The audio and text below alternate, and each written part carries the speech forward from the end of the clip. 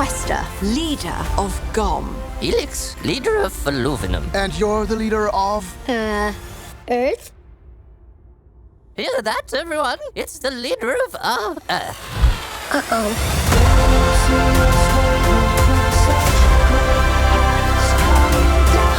This is the most beautiful place I've ever seen. This is the bathroom. I'm basking in the glow of just sickeningly talented people. Director Domee Shi, Madeline Sharafian, and producer Mary Alice Drumm for Elio. That's Pixar's new movie. Guys, congratulations. Thank you. Thank you so much. You got it to the finish line, and aside from that, it's just also adorable and hilarious. I do not snort laugh, but when I heard Glordon cry, it was over for me. Yeah, that's a good one. So, Mary, let's start with you, but everyone, since we're a party in here, feel free to interject. Mary Alice, you are basically the communiverse to the team, and so I'll take 3 quick-fire questions at you, just because I want our audience, I want all viewers to appreciate the monumental undertaking that is doing feature-length animation. So, Elio, how many years? More than 5 for me. More than 5. Jeez. Approximately how many staff?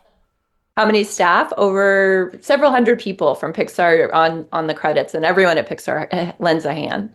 And I love pointing out to people that humans are brought into existence during production. Approximately how many babies? And we highlight that. Gosh. Yes, on Pixar movies, we credit the production babies in our movie. They're called future ambassadors, and there are quite a few. And I think you're going to make some future space ambassadors with this too. But I'm going to jump straight in. And also then I'm going to go to Domee. I think this one is for you. So by now, the average Earthling knows that Pixar pretty much unflinchingly is attacking pretty difficult questions about existence. Inside Out and personality. Coco on Where We All Must Go. Turning Red was adorable for puberty. What would you say are some of the themes that situate Elio in his universe? As these questions of existence. Yeah, I definitely feel like the prevailing question of are we alone is felt throughout the movie. And that's been kind of our North Star as we were working on this film. This theme of loneliness and longing for connection is definitely what connected me to Elio's journey. I definitely identified with that feeling of being that weird kid, that immigrant kid in Canada who was the only one in her school that liked anime and not understanding why nobody else was as obsessed with it as she was, and wanting to go to a place where everyone loved animation and anime as much as I did. And that was kind of my abduction moment, is when I went to Sheridan College, when I went to animation school for the first time and arriving at a place where I felt like I could truly belong. I think that's kind of what drives Elio too. And, I think after the pandemic, a lot of people all over the world have been dealing with this sense of isolation and loneliness. Yep. So it just felt like it was in the air as we were making this movie.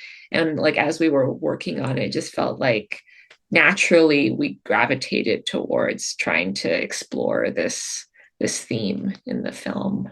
Yeah. I think exemplary for me as a moment for that reminded me of lockdown is I really love that Pixar will bring in a new way of crying that a movie hasn't thought about before. For someone to be wide-eyed and just have one warm tear roll down their face looking at a ceiling is heartbreaking. We all felt that, and audiences will feel this. So, Maddie, I want to bring you in here. You guys are literally in heaven, as in the heavens, as character designers. You get to design aliens. What were some of the references that you used, as like the more outlandish ones as well, to bring in new life into existence? Yeah. First contact for us. I mean, it's really exciting working on a sci-fi film, but as you know, Pixar's already done 2 of them before. So WALL-E and Lightyear already existed. Yeah, we wanted to make sure that we're portraying space in a completely different way, and also taking advantage of the really advanced state that our animators are in at this point. At this point, some people have been at the studio since it first opened.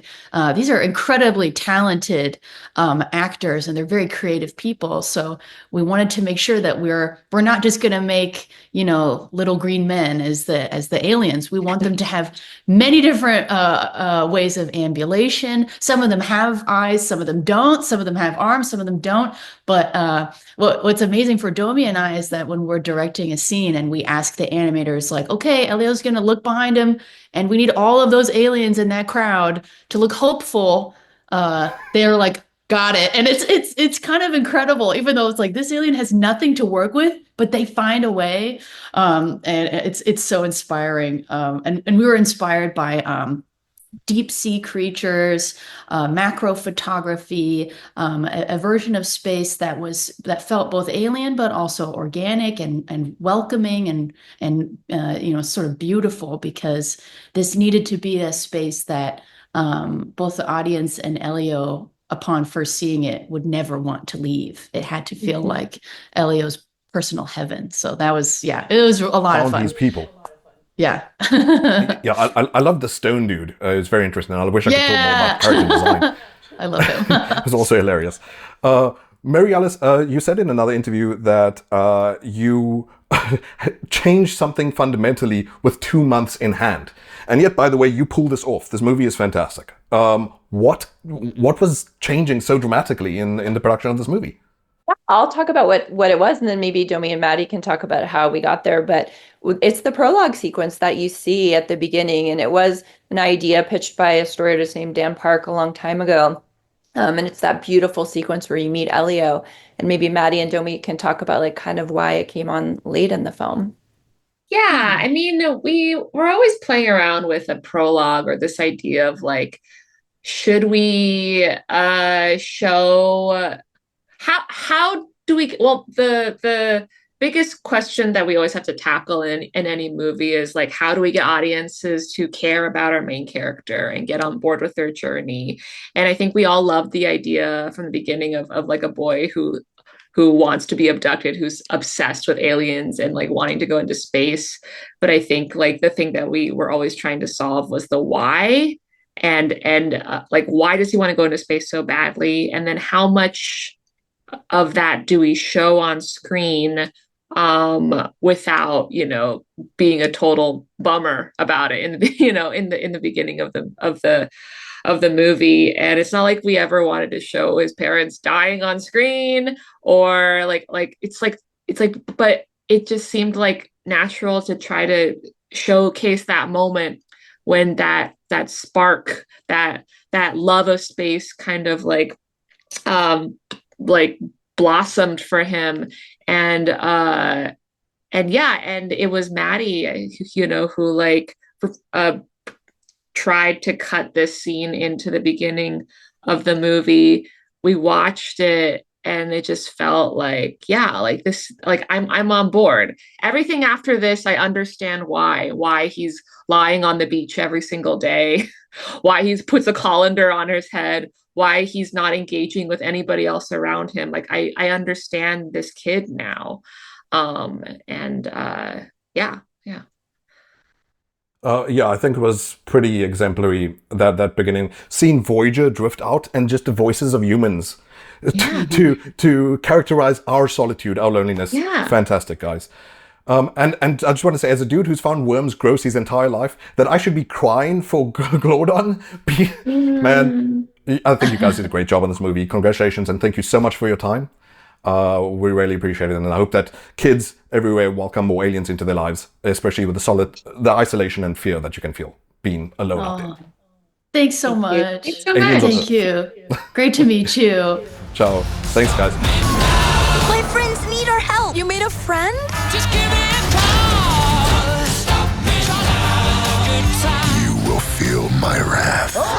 Glorden? Hi, Dad. I'm a bargaining chip. No, say the other thing. Oh, help me, Father. Quiet, you. What is that unholy sound? Stop!